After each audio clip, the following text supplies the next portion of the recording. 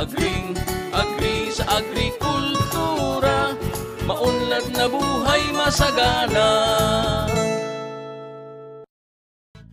Paano nga ba naging bahagi si Agnes Madlansakay ng coffee industry ng Amadeo? At ano ang mga nasaksihan niya kaugnay ng development ng industriyang ito sa bayang nakilala dahil sa kape?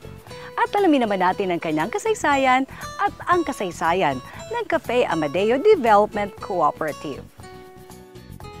Ang bahagang ito ay handog sa inyo ng Masinag Organic-Based Liquid Fertilizer, a quality product of Revolutionary Solutions Technologies and Products Incorporated.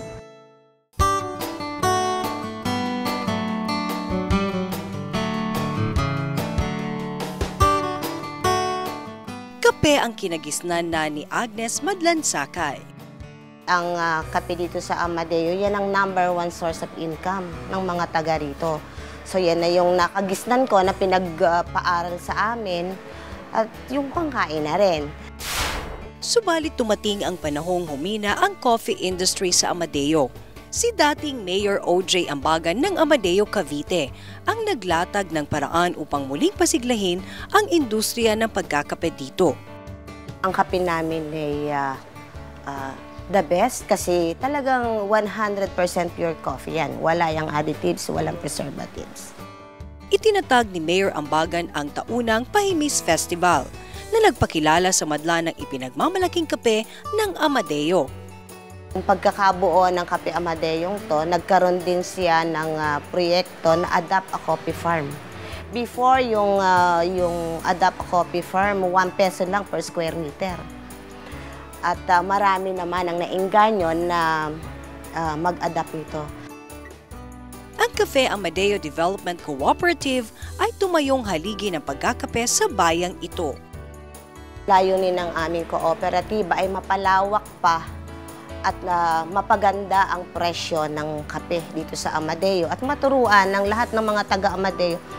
Makaramihan kasi dito hindi marunong magnegosyo.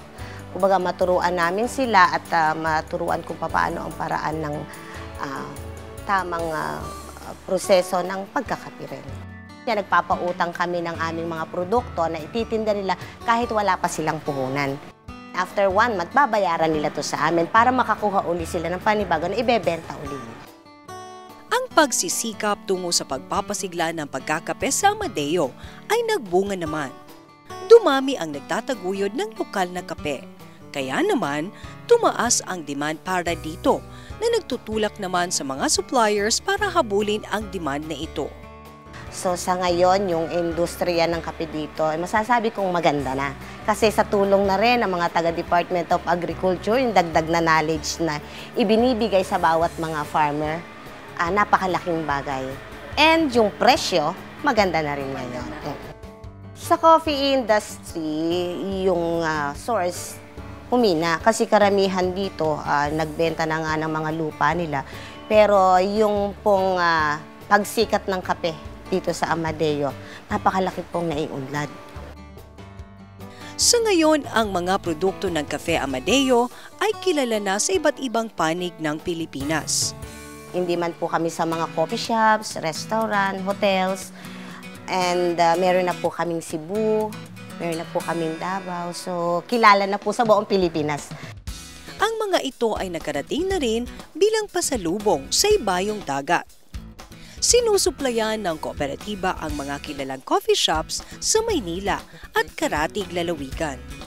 Ang #1 po namin yung roasted na. At tapos meron po kami mga blended coffee like po yung mga Pahimis blend. Kasi yan yung blended siya or mix siya nung 4 na klase ng kape, yung 4 varieties ng coffee, yung Pahimis blend. Sa variety po, ang pinakamasarap po dito sa amin, Excelsa. Kasi po yon ay yung pangalawa sa lasa ng Barako. Actually, Barako is Liberica yan eh. Pero dito sa amin, ang Barako ay yung Excelsa. Yan ang pinakamasarap dito sa amin. Matapang siya talaga. Kasabay nito ang paglawak ng kooperatiba na nagsimula lamang sa 20 miyembrong kinabibilangan ng mga magsasaka. Umaabot na ngayon sa 150 ang bilang ng mga miyembro nito. Sa ngayon, natanggap na rin kami ng miyembro sa ibang lugar kasi within the Philippines na yung sakop namin.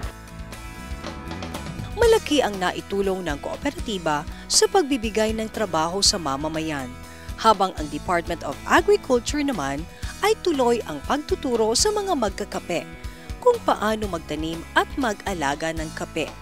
Kasama sa suporta ng DA, ang pamimigay ng libreng binhi ng kape para sa mga nais na pasukin ang industriya.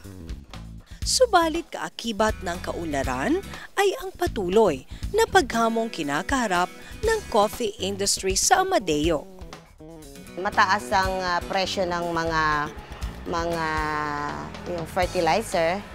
So, kailangan na may mag-assist sa amin or sa mga farmers ng magagamit nila para mas mapalawak pa ang maparami pa ang pagtatanim ng kape. Ang number one namin talagang problema ay yung roasting machine. At saka itong lugar namin, land and building. Kasi sa ngayon, itong Cafe Amadeo ay inuupahan lang namin lugar namin. Sa kabila nito, umaasa ang kooperatiba na patuloy na gaganda ang industriya sa Amadeo at nananawagan sa lahat ng stakeholders na ipagpatuloy ang pakikiisa sa pagsisikap na lalo pang umangat ang kabuhayan ng mga magkakape sa ating bansa. Ini-invite ko ang bawat isa na alamin kung paano mag-join dito sa amin kasi po open po kami sa lahat na tumanggap ng miyembro ng Cafe Amadeo. And wag po kayong mawawala ng pag-asa kapag po yung farm niyo nakikita ninyo na hindi na maganda. Meron pong mga taga-Department of Agriculture na po pwedeng tumulong sa inyo at magbigay ng assistance sa inyo.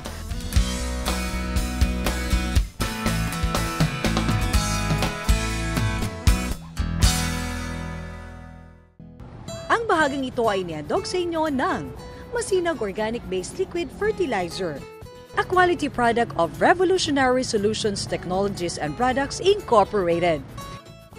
Sumayin niyo ang aming episode na nagtampok sa ating coffee industry. Hanggang sa susunod na Sabado dito pa rin sa PTV4. Ako po si Nina Taduran para sa Agrikultura, etc. Agrikultura ang susi sa kaunlaran. Agrikultura masaganang pamayanan.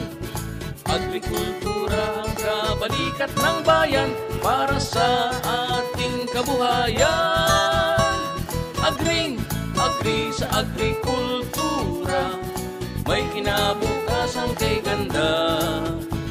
Agri sa agrikultura, maunlad na buhay masagana.